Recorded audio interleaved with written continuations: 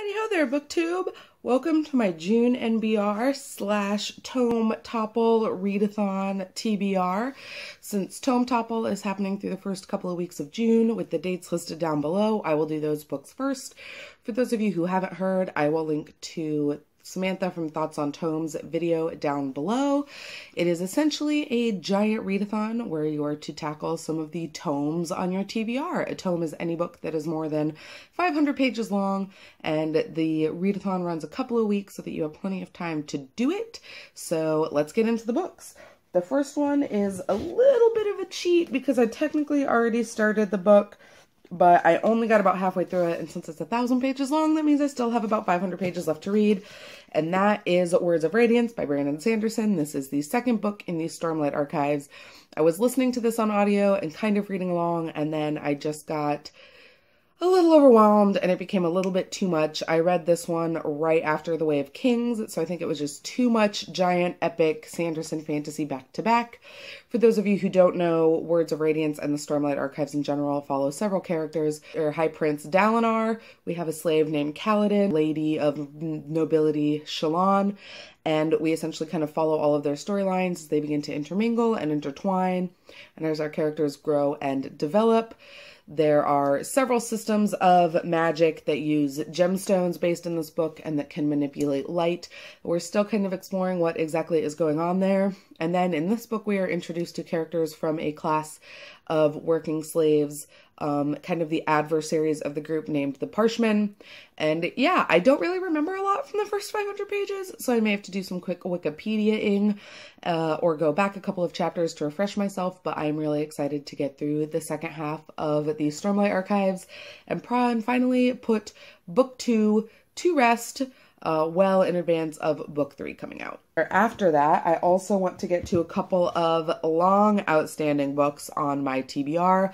I have said multiple times, and this time I actually mean it, 2016 will be the year that I finish the Dark Tower books. I have been reading Stephen King's The Dark Tower books since 2009, so that is like 7 years, and there are only 7 books, so that's fucking ridiculous. So during Tome Topple, I will be knocking out Book 5, Wolves of the Kaya, which tops in at just under 900 pages and deals with a character from Salem's Lot. Salem's Lot is another of Stephen King's horror fiction works that I absolutely loved.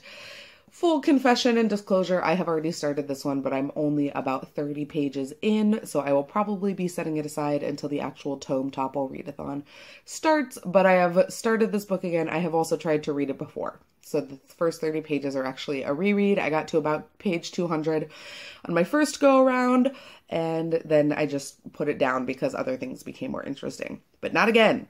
This time, Wolves of the Kaya is mine. It will be conquered. And then after that, I will be reading Songs of Susanna, which is Dark Tower book number 6. This one clocks in at 550 pages. I've heard really good things about this one. I've heard that this one is one of the best in the series. I've also heard it's where it starts to get a little weird, but if I can finish this one and finish Wolves of the Kaya, that means that the only book I will actually have left to read properly is The Dark Tower, although there is also Winds Through the Keyhole, which is a Dark Tower kind of book or novella, but is not part of the original series, so if I don't get to that one, I'm cutting myself some slack. But like I said, after Songs of Susanna, there will only be one more book left to read, and I will be finishing The Dark Tower in 2016. And lastly, for the Tome Topple Readathon, I'm getting to a book that I've had checked out for ages, and that is Otherland by Tad Williams, City of Golden Shadow, which is volume 1. This one is topping in at about 780 pages. And from what I've heard lots about this from Caitlin over at Kitty G. She has several reviews of the whole series, or most of the series anyway. And this is essentially kind of a really nice blend of science fiction and fantasy with some cyberpunk elements thrown in. And I have just heard really good things, so I'm really excited to get to it. Obviously, I don't know all that much about it, or I would have told you more. But it's big, and it's a tome, and it's sci-fi fantasy together. So I'm really looking forward to finally picking it up. And then once those are done, I am planning on taking a little bit of a down break, and I will be reading some graphic novels. I'll probably read one of these during the actual readathon, since that's one of the challenges. But most of these I will probably use as a palette cleanser after I read the giant stack of giant books. So the first one is Southern Bastards Volume 2, Gridiron. I read Volume 1 in May. You can see it in my May wrap-up, which I will link in one of the flashy cards. This is essentially a contemporary realistic fiction about a small town in Alabama that is filled with organized crime and gang violence, and one man who returns to the town and basically isn't having any of that shit. So it's really well done. For those of you who didn't see the last one, it's got a much more kind of classic comic booky, like retro comic book style. You know, shadier lines, sketchier lines, lots of use of the color red, but not necessarily a lot of other color palettes. So I'm really excited to see Volume 1 ended on a little bit of like a cliffhanger or like an oh shit moment. So I'm really excited to see what Volume 2 holds. And then also on the list of graphic novels, we have Sweet Tooth #1 by Jeff Lemire, Out of the Deep Woods. I picked up Sweet Tooth a really long time ago, but never actually got around to reading it. But since I read and absolutely fell in love with Descender Volume 1 in May, I'm really looking forward to picking up more of Jeff Lemire's work. Here is a little glimpse inside what the artwork looks like, just so you know. And essentially this is about a kind of post-apocalyptic world in which there are human-animal hybrids, and we follow one of the hybrids. His name is Gus, as he kind of goes through his life and navigates this like semi-post-apocalyptic landscape. And then the last two we have should probably come as no surprise because of how much I absolutely raved about Volume 1. But I finally have Sunstones Volume 2 and Volume 3. These are by Stepyan Sejic, and these are it's a lesbian BDSM erotica story that has one of the most romantic and adorable and fully fleshed out relationships that I've read in a very, very long time. They provide really good conversation and a really good entry point into learning more about the BDSM community as well as the lesbian community and how those two overlap and interact. One of the characters is a lesbian, one of them is bisexual, and so there are just a lot of really good discussions about sexuality and gender on top of sexual kink and kind of how to fit into your sexual community. I love these. This art style is much, I'm trying to find a page that's at least semi-appropriate. This one's not bad. But this is very much so more of what I would consider the style I prefer, with nice, big, bold color watches, fully filled in lines, and just kind of very bold and beautiful. And so again, that is Sunstone Volume 2 and Volume 3. Then lastly this month, there are a couple of audiobooks and one more paper book that I hope to get to. The paper one is nonfiction, and that is Boy Erased, a memoir by Gerard Connolly. I heard about this on the All the Books podcast, which is a Book Riot production that talks about new upcoming books.